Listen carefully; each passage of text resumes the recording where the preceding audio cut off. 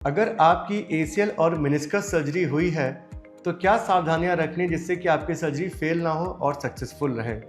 ACL और meniscus repair surgery के बाद क्या प्रोटोकॉल फॉलो करना होता है, इसके बारे में आज इस वीडियो में डिटेल में बताया जाएगा। इसको ध्यान से देखिए। नमस्कार दोस्तों, मैं हूं डॉक्टर नीरज श्रीवास्तव। मैं एक आर्थ्रोस्कोपी और स्पोर्ट्स इंजरी सर्जन हूं और स्कोपी क्लिनिक वाराणसी का डायरेक्टर हूं। देखिए, एसीएल लिगामेंट सर्जरी बहुत कॉमन है और उतना ही कॉमन है एसीएल के साथ में मेनिस्कस का भी टूट जाना। तो पहले के टाइम में हम लोग एसीएल के साथ मेनिस्कस का मेनिसेक्टमी करते थे, मेनिस्कस के टुकड़े को काट के निकाल देते थे। बट ऑलमोस्ट पिछले 10 सालों से हम लोग मेनिस्कस को रिपेयर करते हैं और जितना मेनिस्कस हो सके उसको रिपेयर करके बचाने की कोशिश करते हैं, उसी को हम लोग सिल देते हैं। और मेनिस्कस को बचाने से ही आपके जोड़ में आगे चल के कोई प्रॉब्लम नहीं होती है। तो बहुत से लोग मुझसे डाउट भी पूछते हैं और हमारे जो चैनल है उसमें भी कई कमेंट्स होते हैं कि सर आपके एसीएल पे बहुत से वीडियोस हैं बट मेनिस्कस में क्या होना है, मेनिस्कस अगर एसीएल के साथ में हुआ है तो क्या उसका प्रोटोकॉल होगा, वो नहीं बताते हैं। तो देखिए दोस्तों, मेनिस्कस क्या होता है। मेनिस्कस ये आपकी गद्दी होती है, जो कि घुटने के बीच में जो गद्दी होती है ना, इसको मेनिस्कस बोलते हैं। तो लिगामेंट जब टूटता है तो लचक आने के साथ में मेनिस्कस से भी चोट लग जाती है। तो जब भी हम लोग एसीएल केवल प्लेन करते हैं तो पेशेंट का वजन देना हम लोग 2 से 3 दिनों में अलाउ कर देते हैं, पैर को मोड़ना भी शुरू कर देते हैं। बट ये सेम मेनिस्कस में फॉलो नहीं होता है।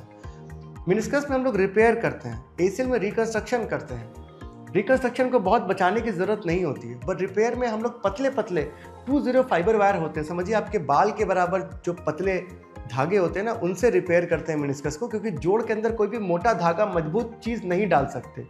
धागा बहुत स्ट्रांग नहीं हो सकता क्योंकि वो पतला होता है, क्योंकि जोड़ के अंदर कोई मोटी चीज़ डालेंगे उससे जोड़ में डैमेज होगा आगे चल के, और जो भी धागा हम डालेंगे वो जोड़ के अंदर ही रहने वाला है। तो 20 फाइबर वायर से रिपेयर करते हैं और सिर्फ मेनिस्कस को अपनी जगह पर बिठा के उसको सिल देते हैं। अब वो रिपेयर शुरू में इतना स्ट्रांग नहीं होता कि उस पर तुरंत से वजन देना शुरू कर दें या तुरंत पैर मोड़ना शुरू कर दें, जैसा कि एसीएल के साथ में होता है। तो जब भी एसीएल और मेनिस्कस सर्जरी किसी की होती है तो जो भी रिहैब प्रोटोकॉल होता है, वजन कब देना है, ब्रेस कब पहनना है, ये सब कुछ मेनिस्कस ही डिसाइड करता है। एसीएल डिसाइड नहीं करता कि कैसे वजन देना है, कैसे पैर मोड़ना है, क्या रिहैब होना है। जो भी रिहैब होता है वो मेनिस्कस डिसाइड करता है। अब समझ लीजिए आपका छोटा सा मेनिस्कस रिपेयर केवल हुआ है, खाली 2 टाँके लगे हैं, बहुत बड़ा रिपेयर नहीं हुआ है। तो जो सर्जन है वो आपका पैर हो सकता है कि ऑपरेशन के 2 दिन बाद ही बोले कि पैर को हल्का हल्का मोड़ना शुरू कर दीजिए और ब्रेस पहन के चलना शुरू करिए, लेकिन वजन मत दीजिए। वजन देना तो आपको कभी भी मेनिस्कस सर्जरी के बाद अलाउड नहीं होता है। मिनिमम 1 महीना और मैक्सिमम 1.5 महीना आपको बिना वजन दिए वॉकर से चलने के लिए बोलते हैं, अगर आपकी एसीएल के साथ में मेनिस्कस सर्जरी हुई है या फिर अगर अकेले भी आपकी मेनिस्कस रिपेयर सर्जरी हुई है। ये सारा प्रोटोकॉल आपको मेनिस्कस रिपेयर के लिए बताया जा रहा है, मेनिस्कस के काटने वाला या मेनिसेक्टमी का नहीं है। मेनिस्कस के काटने में बहुत ही प्लेन जो एसीएल का प्रोटोकॉल है वही फॉलो होता है। जो भी प्रोटोकॉल आपको हम बता रहे हैं ये मेनिस्कस रिपेयर का है। अगर मेनिस्कस रिपेयर हुआ है तो ब्रेस में पैर रहेगा, पैर मुड़ेगा बाद में। छोटा अगर रिपेयर हुआ है तो 2 से 3 दिनों बाद भी मोड़ना अलाउड कर सकते हैं। अगर बड़ा रिपेयर हुआ है तो 3 से 4 हफ्ते तक पैर को सीधा रखते हैं लॉन्ग नी ब्रेस में और उसके बाद ही पैर को मोड़ना शुरू करते हैं।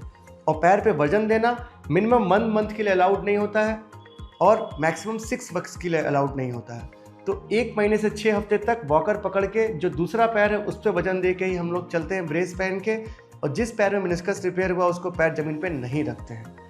फिर जब भी मोड़ना शुरू किया, मान लो हमने 4 हफ्ते में मोड़ना शुरू किया, तो शुरू में आपका पैर स्टिफ हो जाता है, तो उसको मोड़ने के लिए दर्द सह के मोड़ना पड़ता है और एक फिजियोथेरेपिस्ट की बहुत ज़्यादा ज़रूरत पड़ती है जब भी आपका मेनिस्कस रिपेयर हुआ होता है। जब भी किसी पेशेंट का मेनिस्कस रिपेयर करते हैं उसको हम यही बताते हैं, देखो एसीएल का प्रोटोकॉल बहुत सिंपल है, पैर को मोड़ो, चलने लग जाओ। लेकिन मेनिस्कस में पैर को देर से मोड़ते हैं, इसकी वजह से पैर स्टिफ हो जाता है, पैर में ब्रेस बहुत दिनों तक लगी रहती है, इसकी वजह से आपका पैर सूख जाता है, मसल वेस्टिंग बहुत ज़्यादा हो जाती है। और इसको प्रोटेक्शन भी हम लोग ज़्यादा करते हैं रिपेयर को, जिससे कि जब थोड़ा सा मेनिस्कस हील होना शुरू हो जाए तब हम लोग आपको एग्रेसिव प्रोटोकॉल पे रखें।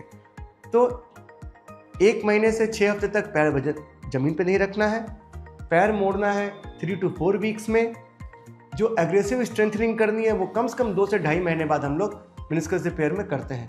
सारा प्रोटोकॉल आपका मेनिस्कस रिपेयर ही डिसाइड करता है।